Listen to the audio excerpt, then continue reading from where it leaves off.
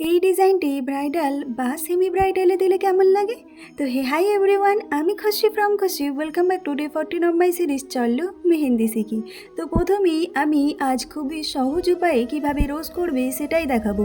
কোনো রকমের ঝঞ্ঝাট ছাড়াই কিভাবে তাড়াতাড়ি কোনো ব্রাইডাল বা সেমি ব্রাইডাল বা অথবা যে কোনো পার্টি মেহেন্দিতে এই টাইপের রোজ করবে সেটাই আমি তোমাদের সাথে আজ শেয়ার করব।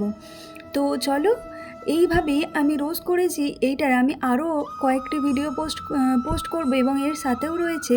তো তোমাদের বুঝতে আশা করি কোনো রকমের প্রবলেম হবে না। আমি যেভাবে স্পাইরাল করলাম ওইভাবে স্পাইরাল করে এবং তার চারপাশে ফার্স্ট ব্যাকেটের মতো করে ব্যাকেট দিতে থাকবে। একটি করে ব্যাকেট দেবে এবং ওইটা কমপ্লিট করে তার উপর দিয়ে আরেকটি ব্যাকেট দেবে। তাহলে তোমাদের আরও তাড়াতাড়ি হয়ে যাবে এই ডিজাইনটি এবং দেখতেও ভীষণই সুন্দর লাগবে ও এইটার ফিনিশিংও অনেক ভালো আসবে। কালার আসার পরও অসম্ভব সুন্দর লাগবে। তোমরা এই টাইপের ডিজাইন করতে পারো যে কোনো ডিজাইনের মধ্যে। আমি রোজের সাথে সাথে কমা ও পাতার মাধ্যমে পুরো ডিজাইনটিকে কমপ্লিট করেছি।